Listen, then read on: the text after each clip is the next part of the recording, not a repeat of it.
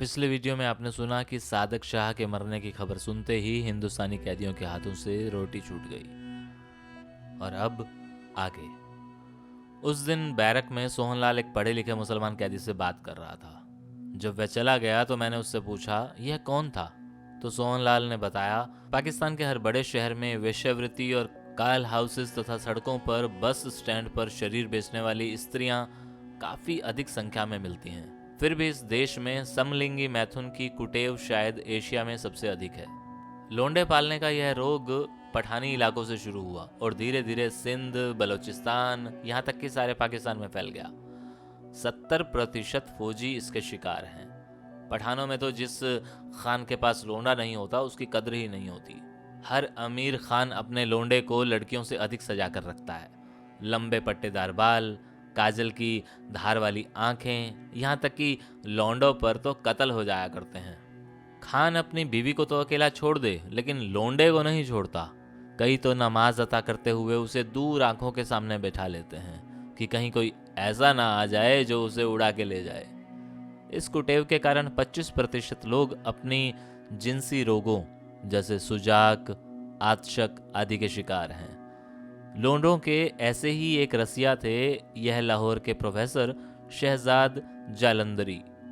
ये साहब एक कर्नल साहब के लड़के पर फिदा हो गए। लड़का स्कूल से निकलते देखा, दिल बेईमान हो गया। आगे बढ़कर बड़े प्यार से उसके गाल थपथपाए, उसकी तारीफ की, उसका पता पूछा और अपना बतला दिया। उसे एक रेस्टोरेंट में ले जाकर खूब खातिर की। बच्चे तो प्यार के भूखे होते ही हैं। वह बेचारा इसके अंदर छुपे शैतान को ना समझ सका। फिर तो रोज ही इनसे मुलाकात होने लगी और प्रोफेसर साहब इस फिराक में कि कैसे अपना मतलब साधें। एक बार ऐसा हुआ कि लड़का सुबह का गया, रात 10 बजे तक घर नहीं आया। फिर क्या था, लगी कर्नल साहब की जीप दौड़ने। लड़के के यार दोस्तों ने प्रोफेसर साहब का पता बतला दिया। जब कर्नल साहब प्रोफेसर साहब के मकान पर गए तो ना लड़का मिला ना प्रोफेसर। रात 1 बजे एक 3 व्हीलर पर वे दोनों सिनेमा शो देखकर वापस लौटे तो कर्नल साहब के बटमैन ने, जो उनके घर पर ही पहरा दे रहा था, लड़के को घर चलने को कहा। लड़के ने कहा तुम जाओ, मैं सुबह आ जाऊंगा। कर्नल साहब को पता चला तो जीप लेकर वे दंदनाते हुए आ पहुंचे। अब प्रोफेसर साहब फरमाने लगे कि बच्चा मुझे बहुत प्यार करता है, मैं इसकी पढ़ाई में बहुत दिलचस्पी रखता हूँ, इसलिए मेरे पास आ जाता है।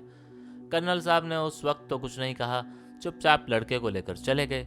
लेकिन घर जाकर उसको 2 हाथ जमाए तो वह सब कुछ उगलने लगा। लड़के ने बतलाया कि किस तरह प्रोफेसर उसे नशावर गोलियां देने का आदी बना चुका है और वह उससे क्या क्या हरकतें करते रहे। कर्नल साहब उसी वक्त लड़के को बिठाकर थाने जा पहुंचे और शहजाद साहब के खिलाफ दफा 364 ए ताजीराते पाकिस्तान के तहत पर्चा दर्ज करवा दिया। यह दफा बच्चों को अगवा करने वालों पर लगती है। इसमें मौत तक की सजा भी हो जाती है। रातों रात शहजाद साहब को हथकड़ियां पहनाकर घर से लाया गया और अच्छी तरह धुनाई करके हवालात में बंद कर दिया गया। और कर्नल साहब जाते हुए थानेदार को ताकीद कर गए कि शहजाद साहब के जिस्म पर सारी रात म्यूजिक बजनी चाहिए। उन दिनों शहजाद साहब के मामा मेजर और मार्शल्ला एडमिनिस्ट्रेटर थे। अगली सुबह वे थाने आ धमके। अब भांजे की बिगड़ी हुई हालत देखी तो थानेदार पर चढ़ दौड़े। कहने लगे, अदालत जो सजा दे सो दे, आप कौन होते हैं इनको मारने वाले? अब इनको हाथ लगाया तो पेटी उतरवा कर घर भिजवा दूंगा। थानेदार साहब ने शहजाद को हवालात से निकलवाया, गर्म पानी से नहलाया, कुर्सी पर बैठाकर नाश्ता करवाया। मेजर साहब का गुस्सा कुछ कम हुआ। जाते हुए उन्होंने थानेदार से हाथ मिलाया और कह गए कि वह शहजाद साहब का पूरा ख्याल रखे। उनके जाने के 10-15 मिनट बाद टेलीफोन की घंटी बज उठी और पूछा गया, शहजाद का क्या हाल है? थानेदार ने जवाब दिया, जनाब बड़े आराम से हैं, मेरे सामने कुर्सी पर बैठे सिगरेट नौश फरमा रहे हैं, कहिए तो बात करा दूं। दूसरी तरफ से गालियों की बौछार सुनाई दी। उल्लू के पट्टे, तुम्हारी ये मजाल की हमारी हुक्म अदूली करो। मैंने तो रात कहा था कि उसकी खाल खिंचवा दो और तुम उसे कुर्सी पर बैठा रहे हो। मैं अभी थाने पहुंचता हूं और तुम्हें घर भेजता हूं। चंद ही मिनट बाद कर्नल साहब दंदन करते हुए थाने पहुंच गए। उनके आने से पहले ही थानेदार ने शहजाद को उल्टा लटका दिया, जिसे देखकर कर्नल साहब बोले, अभी तुमने मुझे फोन पर क्या कहा था? तो थानेदार ने फरमाया, जनाब मैंने समझा इसके मामा का फोन आया है, वो लाहौर के मार्शल्ला एडमिनिस्ट्रेटर हैं, वरना मैंने तो सारी रात उसे उल्टा रखा है। अगर इजाजत दे तो उतार लें। कर्नल साहब बोले, नहीं अभी लटका रहने दो, मैं घर जाकर तुम्हें फोन करूंगा, फिर उतार देना। यह कहकर कर्नल साहब चल दी गए। उनके जाने के 15 मिनट बाद फिर टेलीफोन की घंटी बजी और पूछा गया, शहजाद का क्या हाल है? थानेदार ने बड़े जोश में कहा, जनाब अभी तक उल्टा लटका रखा है, 2 आदमी लगा रखे हैं धुनाई करने के लिए, कहीं तो फोन करके नजदीक करके रंग बिरंगी आवाजें सुनाऊं। उधर से दहाड़ सुनाई दी, ओ खंजीर की औलाद, मैं तेरे थाने में आग लगवा दूंगा। मैंने तुझे अभी अभी सुबह कहा था कि इसे कुछ नहीं कहना, मैं अभी आता हूँ और तेरा दिमाग ठीक करता हूँ। थानेदार की सिट्टी पिट्टी गुम। बेचारा माथा पकड़कर बैठ गया। उसने शहजाद से कहा, देखो शहजाद साहब, मेरी नौकरी बचा लो, अपने मामा से कहना मुझे इन्होंने कुछ नहीं कहा। लो सिगरेट पियो और कुर्सी पर बैठो। इतनी देर में मेजर साहब भी पहुंच गए। शहजाद को कुर्सी पर बैठा देखकर उन्हें भी कुछ तसल्ली हुई। वे थानेदार से मुखातिब हुए, अभी तुमने मुझे फोन पर क्या बकवास की थी? हाँ? थानेदार बोला, झूठ बोलने वाले के मुंह में खाक है हजूर, आप शहजाद से पूछ लें, मैंने इन्हें हाथ तक नहीं लगाया। मैंने सोचा वो उल्लू का पट्टा कर्नल बोल रहा है, इसलिए कह दिया। मेजर साहब शहजाद से मुखातिब हुए, तुम्हें किसी ने कुछ कहा तो नहीं? शहजाद ने कहा, नहीं मामा जान, मजे कर रहा हूं आपकी दुआ से। मेजर ने थानेदार से हाथ मिलाया और चले गए। थानेदार ने उसी वक्त एक हवलदार और 2 सिपाही लगाकर शहजाद को जिला कचहरी पेश करने के लिए भेज दिया और ताकीद की कि वे इसे किसी कीमत पर भी थाने वापस ना लाएं, बल्कि जुडिशियल रिमांड लेकर जेल भिजवा दें, वरना जब तक ये यहाँ रहेगा हमारे लिए सिर दर्द बना रहेगा। कर्नल इसको उल्टा लटकाने आएंगे और मेजर इसको छुड़वाने। अगर इसे वापस लाना हो तो फ़ोन कर देना, मैं छुट्टी पर चला जाऊंगा। खैर, उसके बाद शहजाद मियाँ हवालाती बनकर जेल में आ गए। उन पर मुकदमा चला। लड़के के बयान बिल्कुल साफ थे। हाँ, इतना ज़रूर हुआ कि अपने मामा की वजह से सजाए मौत से बच गए, लेकिन उनको 14 साल की सख्त कैद सुनाई गई। यह बतलाकर सोहनलाल चुप हो गया। और अब जिक्र बदनसीब बंगाली अकील रहमान का। अब यह बेचारा बदकिस्मत हिंदुस्तानी भारतीय पासपोर्ट पर पाकिस्तान आया था। पासपोर्ट 6 महीने का था, लेकिन शायद भारत लौटना इसके नसीब में नहीं था। यह लाहौर में एक सुनार के यहाँ काम करने लगा। आबनूस की तरह काला रंग, भद्दा चेहरा, लंबा चौड़ा जिस्म, पता नहीं क्या देखकर जिस दुकान पर यह काम करता था उस सुनार की बीवी आमना बेगम उस पर आशिक हो गई। अब ये दोनों किसी न किसी बहाने सुनार को बाहर भेज देते और उसकी गैर हाजिरी में जी भर के रंगरलियां मनाते, लेकिन फिर भी सुनार उनकी आंखों में कांटों की तरह खटकता था। एक रात सोते हुए आमना ने अपने पति के दोनों हाथ कसकर पकड़ लिए और अकील रहमान ने छुरी से उसका पेट चीर दिया। जब वह ठंडा पड़ गया तो आमना ने शोर मचा दिया कि कोई उसके शोहर को कत्ल करके चला गया। इन्होंने बतलाया कि डाकू लोग आए और सेफ तोड़कर जेवर भी ले गए और सुनार को कत्ल भी कर गए। कत्ल की तफ्तीश कर रहे इंस्पेक्टर ने दिमाग में न जाने क्या बात आई, उसने अकील रहमान को भी तफ्तीश में शामिल कर लिया। 4 हाथ पड़ते ही बोदा बंगाली सब कुछ बक गया। आमना बेगम इसकी भी उस्ताद निकली। उसने थानेदार की आगोश गर्म कर दी और वह उसे बचा गया। कत्ल इसके सर पर आ पड़ा।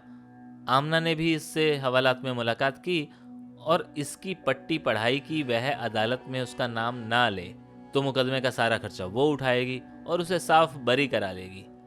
यह उन दिनों की बात है जब बांग्लादेश में शेख मुजीबुर रहमान दंदना रहे थे और पाकिस्तानी लोग बंगालियों को सांप की तरह समझते थे। मुकदमा मार्शल्लाह अदालत में पहुंचा। आमना बेगम ने पूरा जोर लगा दिया इसे छुड़ाने के लिए, जैसा कि यह कहता था, लेकिन हकीकत बाद में खुली। आमना दरअसल इससे नहीं, गली के एक दूसरे जवान से इश्क करती थी, लेकिन उस हसीन नौजवान में इतनी जुर्रत नहीं कि वह आमना के शोहर का कत्ल कर सके। इसलिए आमना ने इसको अपनी मोहब्बत के चक्कर में फंसाकर कत्ल इसके हाथों से करवाया। जब इसे सजाए मौत हुई तो आमना अक्सर इसकी मुलाकात के लिए जेल आया करती थी। उसके साथ वह खूबसूरत नौजवान भी था जिसको वह अपना भाई बतलाया करती। आमना इस कदर खूबसूरत कि उस जैसा सांचे में ढला जिस्म कम ही देखने को मिलता। गालों पर सुर्खी लिए संगमरमरी बदन, हिरनी जैसी बड़ी आंखें। जब वह जेल में उसकी मुलाकात के लिए आती तो सजाए मौत के कैदी उसके बेमिसाल हुस्न को खड़े के खड़े देखते रह जाते और हैरान होते कि इस बन मानुस पर यह हसीना कैसे मर मिटी। वे अक्सर उससे पूछा करते, अबे साले अकील, तूने इसे कैसे फांस लिया? तो वह बड़े चटकारे लेकर बयान करता, अमा यार, इस साली के शोहर में इतना दम तो था नहीं कि इसके बदन की आग बुझा सके। अपना सेहत देखी तो लट्टू हो गई। लगी चक्कर पर चक्कर देने। जब भी दुकान पर आती तो मौका बचाकर कभी साली आंख मार देती, कभी चुटकी काट जाती। मैं भी कब तक सब्र करता। एक दिन मियाँ इसकी दुकान पर नहीं था, यह आई तो पूछने लगे कि वह कहाँ है। मैंने कहा अंदर वाले कमरे में। जो ही वह अंदर वाले कमरे में पहुंची, मैंने साली को उठाकर चित कर दिया। 1.5 घंटा जमकर वो रगड़ाई की कि इसकी अगली पिछली सब भूल गई। बस तब से यह हमारी गुलाम बन गई। क्या है ना, साला फांसी पर चढ़ गए तो कोई बात नहीं, जीते जी जन्नत का मजा तो ले लिए ना। देखते नहीं, साली एकदम हूर है हूर। लेकिन उस बेचारे को क्या इल्म की हकीकत क्या है। एक दिन मैं तारीख पर गया हुआ था। शाम को जब वापस आया तो बंगाली ने मुझे इशारे से बुलाया। उसकी कोठरी रास्ते में ही पड़ती थी तो वह बोला, पंडित यह मेरा 200 रुपया रख लो, मुझे आज फांसी मिलनी है। अगर बच गया तो तुमसे ले लूंगा, वरना तुम्हारे काम आ जाएंगे। मैंने रुपए तो पकड़ लिए, लेकिन दिल में सोचने लगा, हे भगवान आज तो इसको बचा ले। कहीं साला फांसी चढ़ते हुए यह न सोचे कि पंडित ने दुआ मांगी होगी कि यह फांसी चढ़ जाए और ये 200 रुपये मेरे काम आ जाए।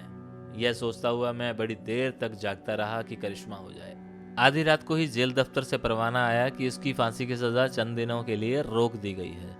वह हिंदुस्तानी था और भारतीय राजदूत को बतलाए बगैर पाकिस्तानी हुकूमत उसे फांसी नहीं लगा सकती। अगले रोज पता चला कि जल्लाद की तबीयत अचानक खराब हो जाने की वजह से उसकी फांसी मुलतवी करनी पड़ी।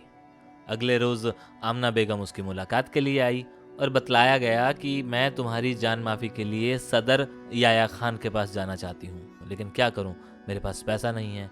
इस पर उसने दूसरे सजाए मौत के कैदियों से मदद मांगी। जो 200 रुपये उसने मुझे दिए थे मैंने उसे लौटा दिए। बैरक के कैदियों ने अपनी अपनी हैसियत के मुताबिक उसकी मदद की और उसको तकरीबन 1,500 रुपया इकट्ठा करके दिया। आमना अपने मुंह बोले भाई को लेकर चलती बनी।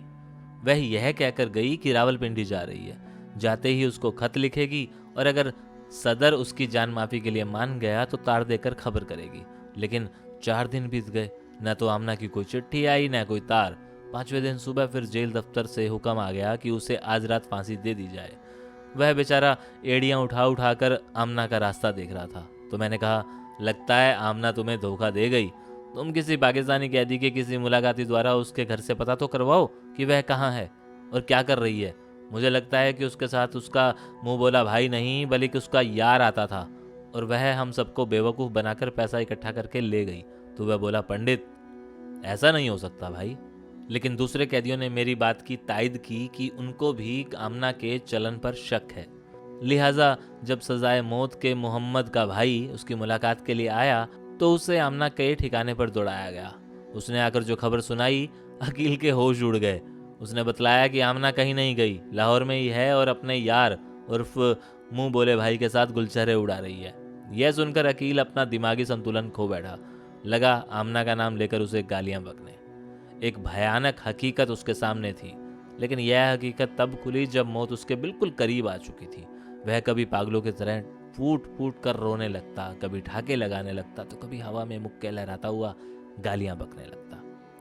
शाम के 6 बजे जब गिनती बंद हो गई तो उसकी कोठरियों में रात के 3 बजे तक उसकी चीखें, उनकी गालियां और कुरलाने की आवाजें सुनाई देती रही। वह बहुत जोर जोर से आमना आमना कहकर चिल्ला रहा था, लेकिन आमना उससे दूर अपने नए आशिक की गोद में अपने शोहर को मारकर अपने एक यार को फांसी चढ़ाकर दूसरे यार से रंगरलियां मना रही थी। रात 4 बजे उस चीखते कुरलाते को गारद मौत के कुएं की ओर घसीट कर ले गई। फट्टा खींचे जाने तक उसकी चीखें सुनाई देती रही। सुबह उस गरीब की लाश लेने को कोई नहीं आया। अब उसके पास संदेश भिजवाया गया तो वह संदेश देने वाले पर बरस पड़ी। वह मेरा कौन होता है जो मैं उसकी लाश को दफनाऊं? वह मेरे शोहर का कातिल है, उसने अपने किए की सजा पाई है, मेरा उससे कोई सरोकार नहीं है। लिहाजा जेल के अमले ने सरकारी खर्चे पर लाश को दफनाया। सच कहते हैं ना कि औरत के चरित्र को और इंसान की किस्मत को देवता भी नहीं जान सकते। आदमी तो चीज़ ही क्या है। जब वह खूबसूरत औरत किसी बदसूरत इंसान पर मेहरबान होती है तो उसका कोई ना कोई स्वार्थ छुपा होता है, मतलब छुपा होता है। वह उसे कठपुतली की तरह नचाती है, बुरे से बुरा काम करवाती है और जब वह मुसीबत में फंस जाता है तो उसका साथ छोड़ देती है। और अगले वीडियो में ड्राइवर मोहम्मद आजम, ये भी लखपत जेल की कहानी है। तब तक इंतज़ार कीजिए और इस वीडियो को उन्हें ज़रूर शेयर कीजिए जो लोग हमारे पिछले वीडियो देख रहे हैं या देखना चाहते हैं। शुक्रिया।